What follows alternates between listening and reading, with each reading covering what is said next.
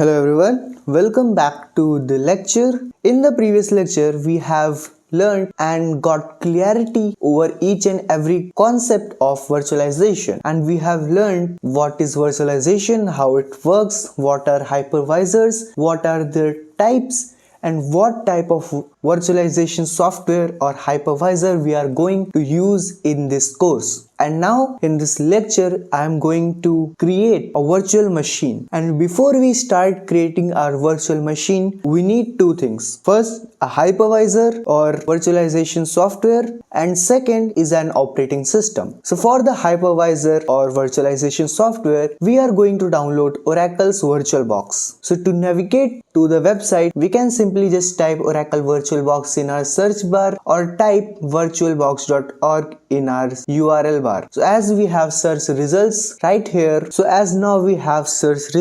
will now navigate to the website of Oracle VirtualBox. So as we click on the link of the website, we are prompted with a short description of VirtualBox that says VirtualBox is a general purpose full virtualization software for 64-bit hardware with version 7.1 additionally for macOS ARMs, targeted at laptop, desktop, server and embedded uses. Just beside that we get a download button option. So as we click on the download button we are again prompted with a landing page, and in this page we have several options for platform packages. So suppose you are a Linux user, you can download the Linux distribution. If you are a Mac OS user, you can download the Mac OS version. If you are a Windows user just like me, you can download the Windows host. And as per this course we are going to use VirtualBox version 7.1, and if you are watching this course in the near future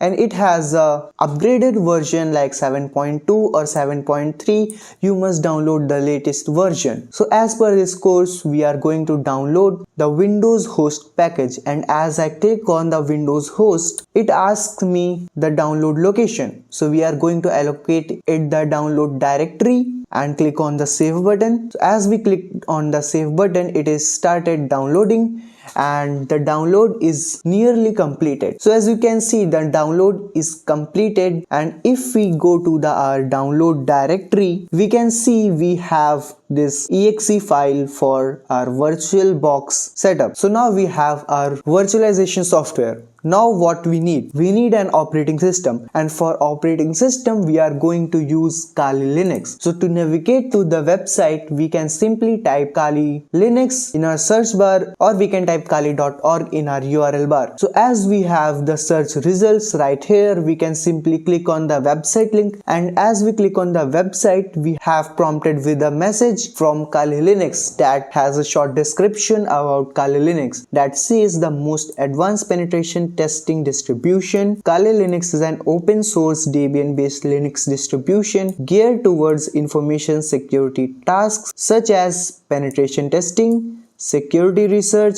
computer forensics and reverse engineering. So now we know why we are going to Kali Linux, that is for penetration testing. And as we can see there is a download box right there, we have to click on that, and as we click on the download box we are again prompted with several different options of Kali Linux images. And in this course we are going to use pre-built images, not the ISO images. And we have several reasons to do so, as pre-built images are much better than the ISO image, because pre-built virtual machines comes with Kali Linux pre-installed and pre-configured. You can simply import it directly into a hypervisor that we are going to use VirtualBox and start using it immediately. While when you are using an installer image you have to manually install everything, including partitioning, configuring network settings and selecting optional tools, which is much more time consuming. Also in pre-built images they are typically optimized for penetration testing with default configuration for network settings,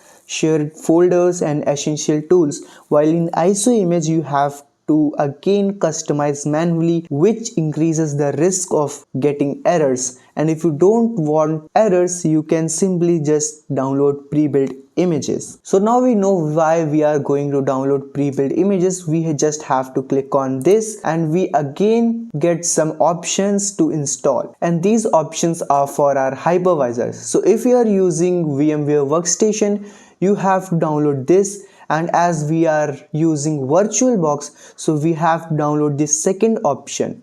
But what is this third option? This is Hyper-V, and as in the previous lecture I have told you that Hyper-V is a bare metal hypervisor, and this image is for that hypervisor, and we definitely don't have to use this third one and the fourth one. So we are going to download our VirtualBox pre-built image. So we are going to download the image for our VirtualBox, and we have to simply click on this and the download will start. But before it will ask us for download location, and we will give it downloads directory to be installed at, and we have to click save, and the downloading is already started. So till it's being downloaded, I have to show you something extra. So suppose if you want some older versions of Kali Linux, you can simply head to old.kali.org and you can have whatever version you want of Kali Linux. It has all the previous version released by Kali Linux. So if you want any previous version, you can download it from here. So as we can see, we have our VirtualBox and Kali Linux file both on our desktop, and in the next lecture we are going to install both of these and run our virtual machine and our operating system.